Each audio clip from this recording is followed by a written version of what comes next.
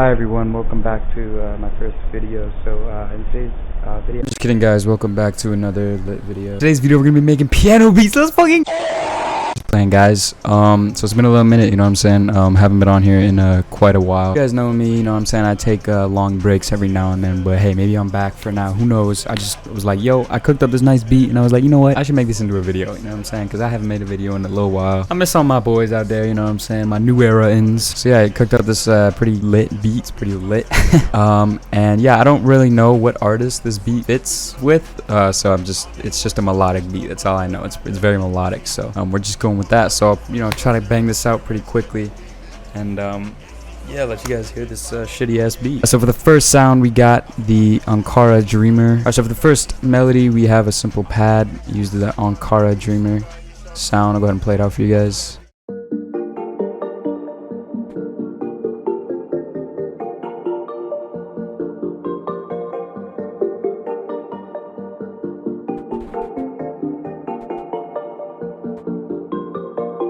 This is like one of my favorite chord progressions. I still don't know music theory, but it's, like where it goes up, down, up type shit, you know what I'm saying? You guys know, you've heard it so many times. It's like one of my favorite progressions, so I do use it a lot. On this I just added, well, I wanted to do a reverse effect. If I had turned this on, it would have sounded like this.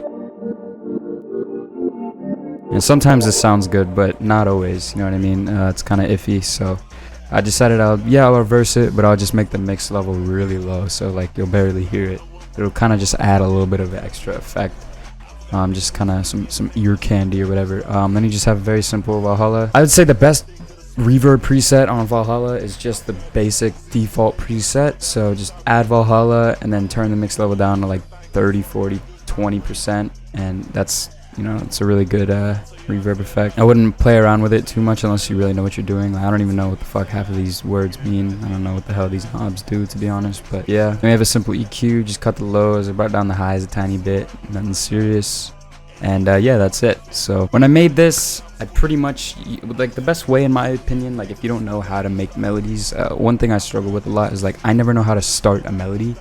Like, I don't know where to start, you know what I mean? It's very hard to like think of something. So I would just play around, listen to other songs, try and find melodies in there, and then create something off of that, you know what I mean? Obviously don't copy a melody, but take a melody from a song and then play around with it, you know what I mean? And then build off of that. That's something that I do sometimes. I like hearing other songs, I hear other melodies, and I'm like, oh, this shit's kind of fire. I bring it in, draw something similar, and then I build it off that. Obviously, don't copy the melody, but you understand what I'm talking about. It really helps when it comes to, beat block and all that. Alright, so for the next sound we have a pluck, I believe. Yeah, this is a pluck. It's called the Plunky Reed Song Sequence. Yeah, so I'll go ahead and play it out.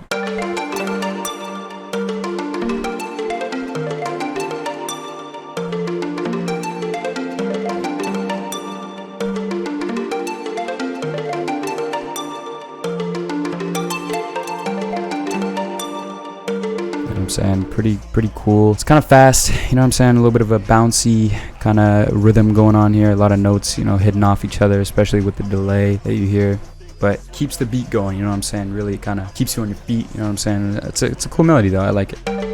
For the effects, I pretty much did the same thing. I just did a EQ and then reverb. I was gonna throw a portal and shaper box on it. Sometimes I like adding like some crazy effects, but it was it was better off just left alone. So pretty simple. I didn't really play with the velocities at all. You can if you want. I don't know if it really makes much of a difference. It's really not noticeable. I used to always worry about velocities, but in reality it really does not matter that much. Alright, so for the third sound, this is these are all like keys. It's crazy. I'm using this as like the counter melody, which is, it kind of sounds like a synth, so I'll go ahead and play it out. Maybe not a synth, but you get what I mean.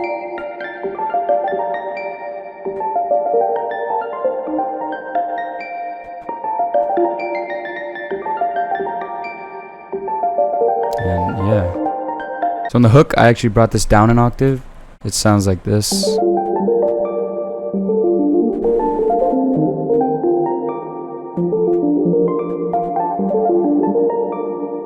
I I just really like that kind of stringy like feeling to it, you know what I'm saying? It kind of glides on some notes. Jesus, sounds pretty cool in my opinion. So I brought up the mids because I thought that the mids actually kind of sounded really cool on this one. That's one thing I would always recommend is like if you hear a frequency that like strikes better on a certain sound, you know what I mean? It kind of sounds good. Like see it, like this is like, it feels like it's lacking mids, but it feels like, you know, like you really push those mids and make them brighter, you know what I'm saying? So that's what I did. Brought it here, kind of pushed up the mids. Thought it made it sound better. I don't do this because like you don't want to make a frequency too annoying, of course, but don't be afraid to push up some frequencies. It's not gonna kill the melody, you know what I'm saying? So I just added another vintage verb, pretty simple, yeah, and then a fruity filter. This is without the filter. I kind of just wanted to give it more of that synthy feel, so I threw on the filter. This is the preset. I think this is default. No.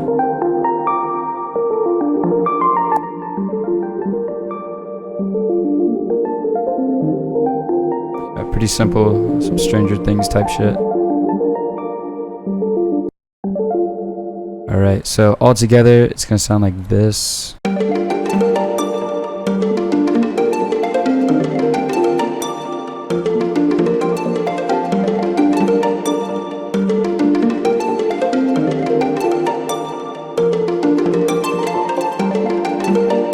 Pretty cool if you ask me, you know what I'm saying? Kind of, you know, a little like Avatar type feel. I don't know what I'm really saying, but you get the gist. And then I just added a bass, play it out. Pretty simple, just follows the, what's that shit called? The root notes.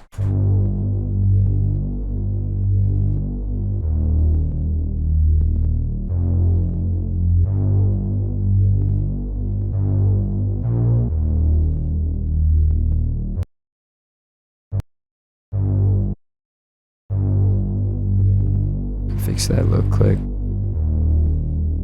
Yeah, pretty simple. So I kind of tweaked the intro a little bit, made it sound like this.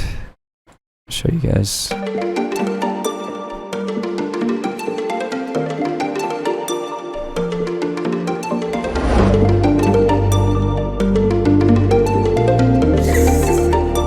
Hey, that man Ora go crazy.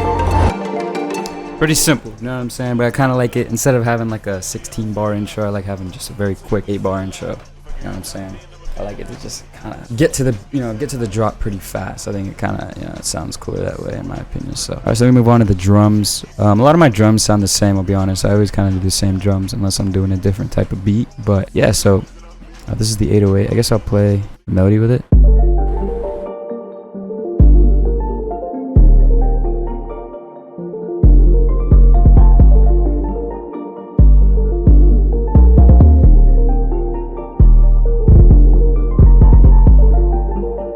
Pretty simple. I finessed it a little bit on the verse, I think. Yeah, right here. Made some changes. It's very, very subtle. Like, you only hear it there. So it's the little changes like that that can go a long way. You know what I'm saying? Not, I mean, you know, it's not crazy, but you know, I would say like, you know, tweak the beat a little bit. You know what I'm saying? Go, add some different kind of varieties and in the beat, you know what I'm saying? You already know Luger clap.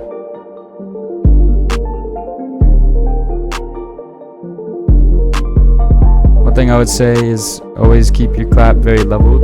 Don't make it too loud. That shit gets so annoying. This is like perfect volume.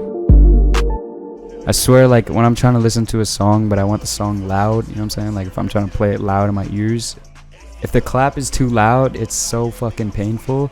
Like, it's so fucking annoying. I can't even stress it. Like, holy shit. Just turn your clap down. Make sure it's not too loud. Level that shit properly. It gets so annoying. Alright, next we got the hi-hats. I kind of sauced with the hi-hats, but they're very simple. I literally just took this 2-bar, and then I just pasted it, and then changed the notes that each roll was on. So it kind of just, it comes up a little bit on some areas and comes down. I'll play it out.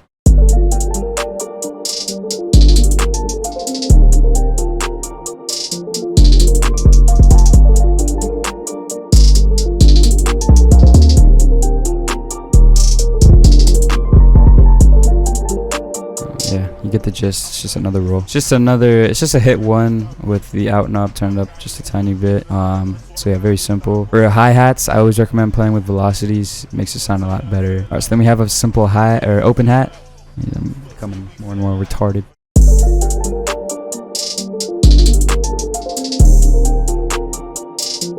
I think I turned the pitch up on the, yeah, I did. So it started as this, but I thought that was too low, so I just brought it up. And that sounds pretty cool. It just hits on the 1 and the 3. Of course, you know me. I always like adding my, you know, this open hat. I'm just in love with it. I'm sorry. So it's on the 2nd and 4th clap. Just gives it that extra bounce. You know what I'm saying? That's all you can really look for in a beat is bounce. Alright, and then I just added a dumb shaker. It's barely noticeable. Not even gonna play it out. Alright, so then we got the kick. You already know. Kick makes the beat what it is. You know what I'm saying? On these spins beats, always add a kick. Just love it. Sounds like this.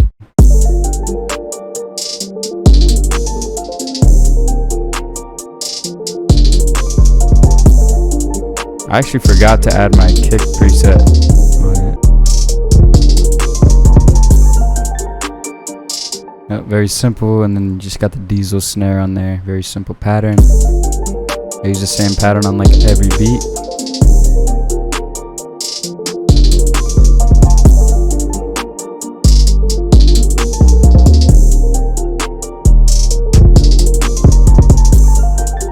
Pretty nice. Pretty nice. So again, you know, I had like this little switch up right here. Just kind of move things around. You know what I'm saying?